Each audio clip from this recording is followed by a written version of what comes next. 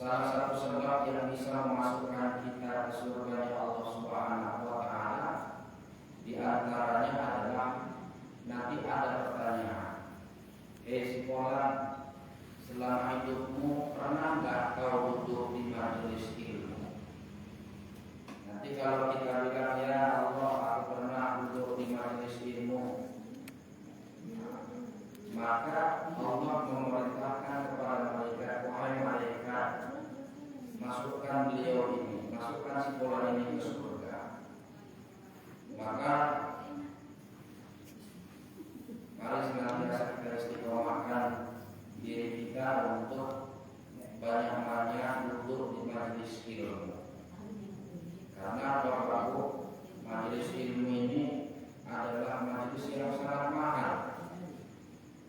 Saking mahalnya, dengan sebab kita sering-sering duduk di majelis ilmu, kita bisa dimasukkan surga oleh Allah Subhanahu wa taala. Mudah-mudahan kita semua masuk surga oleh Allah Subhanahu wa taala. Amin. Selanjutnya salawat kepada Islam. Selalu dan selalu kita perbanyak kepada baginda Rasulullah Muhammad sallallahu alaihi wasallam. Alhamdulillah, Bapak Ibu sekalian, pada Ahad kemarin kita sudah ada Habib Ali bin Hasan Al-Aqwas. Beliau di mimbar sudah memberikan kita amalan minimal 1 hari sholawat 100 kali ya. Kalau sebelumnya saya bilang minimal 500 kali ya. Kalau Habib malah bilang minimal 100 kali harus dikeluarkan.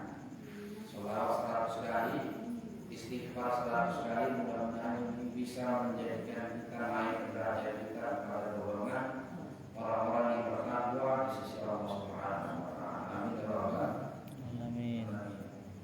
Baik Bapak Ibu yang dirahmati Allah Subhanahu wa taala, malam hari ini kita lanjut kaji kita tentang masih seputar penyelenggaraan jenazah. Pada malam hari ini kita masuk ke bab tata cara memandikan jenazah. Di sini terlebih dahulu yang ingin kita bahas adalah hukum, dasar hukum memandikan jenazah. Hukum memandikan jenazah atau hukum memandikan mayit adalah fardu kifayah. Kalau fardu kifayah berbeda dengan fardu ain. Kalau fardu ain itu kewajiban itu tertuju kepada setiap pribadi muslim. Contoh, sholat fardu, ya, subuh, zuhur, asar, maghrib, isya ini hukumnya fardu ain. Kalau sholat jenazah, penyelenggaraan fardu kifayah dari mulai memandikan, mensolatkan, mengkafankan sampai mengebumikan hukumnya fardu kifayah. Kalau fardu kifayah itu misalnya di tempat kita ini ada yang meninggal dunia, kemudian ada perwakilan orang kampung yang melaksanakan proses fardu kifayah, maka gugurlah dosa sebagian orang yang tidak memiliki kesempatan waktu untuk menyelenggarakan jenazah. Contoh, misalnya Pak Bu, di antara sebagian masyarakat kita ini ada yang bekerja di luar kampung, di luar Sumber Jaya ini. Terus ada yang meninggal. Katakan orang pergi kerja normalnya pergi jam 7 gitu ya, jam 7 pagi. Jam 9 ada yang meninggal dunia. Kemudian ada sebagian orang kampung yang tidak bekerja, yang berada di kampung, mereka menyelenggarakan jenazah itu. Dari mulai memandikan, mengkafankan, mensolatkan, menguburkan. Kemudian setelah itu dikuburkan, katakanlah ba'da asar, ya, pada asar. Sementara yang kerja tadi pulang jam 5 sore, kan nggak ketemu mayatnya ya. Maka yang bekerja ini tadi terlepas dari dosa. Sebab apa? Sudah ada orang kampung yang menyelenggarakan proses fardu kifayahnya. Itu namanya fardu kifayah. Tapi kalau fardu ain, di masjid ini katakan penuh masjidnya sholat fardu, terus ada orang yang nggak sholat, maka yang nggak sholat ini tetap berdosa walaupun masjidnya penuh. Kenapa? Sholat fardu itu fardu ain, kewajiban yang harus dilaksanakan oleh setiap pribadi muslim dan muslimah. Kalau kita yang sholat di sini penuh, terus ada saudara kita yang nggak sholat, ya dia tetap berdosa. Itulah namanya fardu ain. Tapi kalau fardu kifayah, yang sebahagian yang tadi kerja dia nggak berdosa karena sudah ada yang melaksanakan haknya si mayat tadi. Nah, itulah dia. Kemudian hukum memandikan mayat adalah fardu kifayah, yakni apabila telah dikerjakan oleh sebahagian kaum muslimin maka bagi yang lain gugur kewajibannya. Hal ini berdasarkan sabda Nabi tentang seorang muhrim, orang yang mengerjakan ihram yang terjatuh dan terlempar dari untanya. Isiru bima'in wasidrin wakaf finuhu fi saubayhi muttafaq alaih. Mandikanlah dia dengan air dan daun bidara dan kafanilah dengan dua helai kainnya. Inilah dasar hukum memandikan daripada jenazah. Kemudian yang kedua, siapa saja orang yang paling berhak, orang yang paling utama memandikan jenazah. Nah, ini juga perlu ya.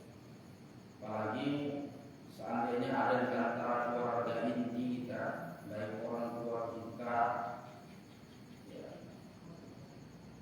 maupun keluarga kita yang lainnya yang meninggal dunia, jangan sepenuhnya diserahkan sama Bu Bilal kalau mayatnya perempuan, Pak Bilal kalau mayatnya laki-laki. Kenapa? Karena orang yang paling utama memandikan mayat itu yang pertama adalah orang yang paling utama memandikan dan mengkafani mayat laki-laki adalah orang yang diwasiatkannya, kemudian bapaknya, kakeknya, keluarga terdekatnya, muhrimnya, dan istrinya. Nah, contoh, kalau misalnya ada mbah kita atau keluarga kita, engkau nek aku mati, kue sing mandi aku yo, nduk. Nah, jadi kalau aku mati, kalau nenek mati, kau ya pas kebetulan cucunya perempuan ya kan. Nduk itu kan perempuan ya. Ntar kalau nenek meninggal dunia, kau termasuk orang yang memandikan nenek ya nak ya. Ya cucuku ya, kebetulan cucu kesayangan pula kan. Maka ini hukumnya paling utama ya, karena sesuai dengan wasiat. Kemudian kalau seandainya yang meninggal ini seorang anak, ayahnya kemudian masih hidup, maka di sini ayahnya yang berhak, kemudian kakeknya, keluarga terdekat, muhrimnya dan istrinya. Kemudian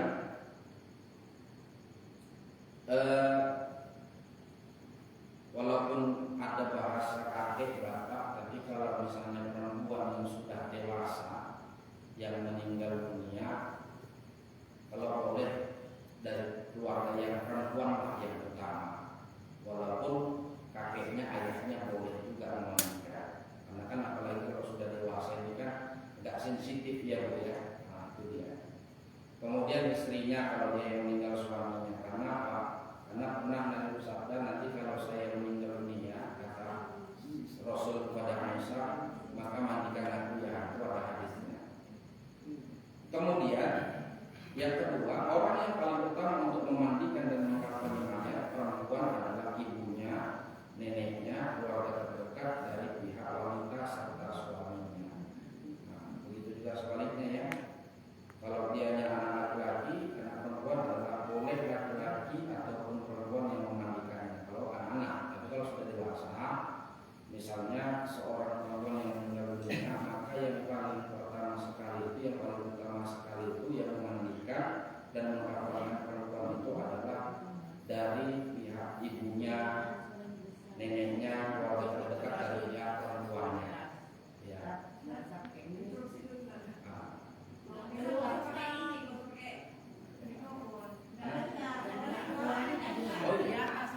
kurang dekat.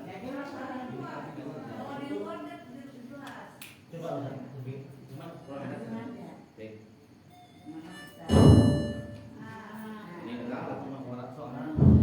Ini dengar.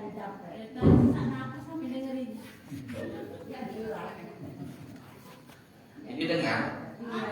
Tangkapnya beda. Sebagian luar sama dalam. Luar dengar juga. Jogo. Kalau di luar Enggak dengar Ustaz, kalah dia sama yang atasnya main. Lebih nangkep yang luar. Jadi saya ulangin ya Bu. Kayaknya pun lanjut kali ya kan. Atau nggak usah pakai mic aja lah ya. Saya ulangin ya Bu ya. Ya, yang pertama dasar hukum memandikan. Dasar hukum memandikan jenazah itu fardu kifayah. Arti fardu kifayah, kalau sudah ada yang mewakilkan orang kampung, maka orang-orang yang berhalangan untuk turut andil dalam proses fardu kifayah, maka orang kampung yang katakan yang bekerja yang mencari nafkah itu tadi sudah terlepas beban kewajibannya. Itulah namanya fardu kifayah. Nah, tapi kalau seandainya Bu, ada orang yang meninggal dunia, sekampung nggak mau melaksanakan fardu kifayah, maka berdosa sekampung itu. Ya. Walaupun orang yang meninggal dunia ini kayak mana bandelnya, jangan pula kita hukum mayatnya dengan kita nggak memperdulikannya. Contoh, orang ini mabuk aja kerjanya, berjudi aja kerjanya, maksiat aja kerjanya. Pendek cerita, orang ini pelakuannya sangat dibenci sama orang kampung. Saking bencinya semua orang kampung sama dia, nggak mau orang kampung satu pun memandikan, melaksanakan fardu kifayahnya. Maka orang kampung itu berdosa sekampung. Nah, itulah fardu kifayah namanya. Nah, kemudian yang kedua, bagian B, orang yang paling pertama sekali, orang yang paling utama sekali memandikan mayat itu adalah orang yang diwasiatkan. Nah, misalnya seorang nenek berwasiat kepada cucunya, nanti kalau misalnya mbah meninggal, kau ikut mandikan mbah ya nak ya, yang duk ya. Maka si cucu itu dia wajib untuk melaksanakan wasiat, karena melaksanakan wasiat adalah wajib, ya, wajib. Nah, jadi kemudian cerita ini Bu, sedikit saya cerita, pernah lah. Cuman ini sayang kali, termasuklah dulu di remaja masjid binaan saya lah di kampung. Dia pernah bercerita sama kawan saya, nanti kalau misalnya aku meninggal duluan, kalau bisa Ustadz Gunawan lah yang menjadi imam sholat jenazah, bilangkan saya. Tapi pada waktu itu dia segan mau menyampaikan itu kepada pihak keluarga. Terus yang jadi imamnya itu abang iparnya. Setelah dilaksanakan apa segala macam selesai, terus bilang kawannya, Ustadz, sebenarnya almarhum ini pernah berwasiat, pernah dia ngomong kalau misalnya dia meninggal duluan, Ustadz yang jadi imam sholat jenazahnya.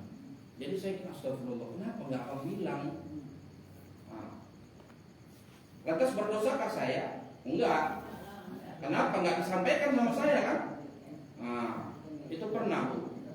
Maka ketika kita persoalan wasiat ini, itu wajib ain, bukan fardu kifayah, nggak bisa diwakilkan. Ya. Nah kemudian yang paling utama lagi siapa? Dari pihak keluarga. Ya. Kalau misalnya mayatnya perempuan, pihak keluarga yang perempuan lah, kakeknya, neneknya, mamaknya, adik perempuannya, nah itulah. Yang laki-laki yang boleh siapa? Suaminya kalau dia sudah berumah tangga. Nah, kemudian kalau yang meninggal laki-laki, dari pihak keluarga dia yang laki-laki, kakeknya, bapaknya, abangnya laki-laki, adiknya laki-laki. Kalau misalnya dia punya anak, anaknya yang laki-laki, kemudian istrinya. Inilah yang paling utama. Walaupun terkadang kenyataannya dalam kehidupan masyarakat seolah-olah memandikan dan mengkafankan mayat ini seolah-olah hanya sebagai kewajiban bagi para bilal mayat. Nah, ini harus kita luruskan juga, harus kita jelaskan. Nah, makanya Bapak Ibu, kalau misalnya ada saudara kita dari keluarga kita yang terdekat, kalau bisa sebagai, apalagi sebagai anak ya, bentuk pengabdian kita kepada mama kita, ayah kita. Kalau kita bayangkan dulu kita belum bisa mandi sendiri, dimandikan. Ketika mama kita udah nggak bisa mandi sendiri, yang perempuan ikutlah memandikan. Kalau yang meninggal bapaknya, anak laki-lakinya lah yang ikut memandikan, bantu. Kemudian bilalnya, walaupun secara teknis yang sudah terlatih itu kan bilal ya, bilal. Nggak apa-apa, kita turut andil membantu apa yang kurang. Nah itulah andil kita sebagai keluarga, sebagai anak daripada almarhum ataupun almarhumah. Kemudian yang ketiga, orang yang paling utama untuk memandikan dan mengkafani mayat anak laki-laki dan anak perempuan adalah boleh laki-laki ataupun perempuan yang memandikannya itu dari ayahnya ataupun emaknya. Ya, boleh. Nah, misalnya seorang ayah bagi anaknya karena dia mahramnya boleh. Ya, itu dia.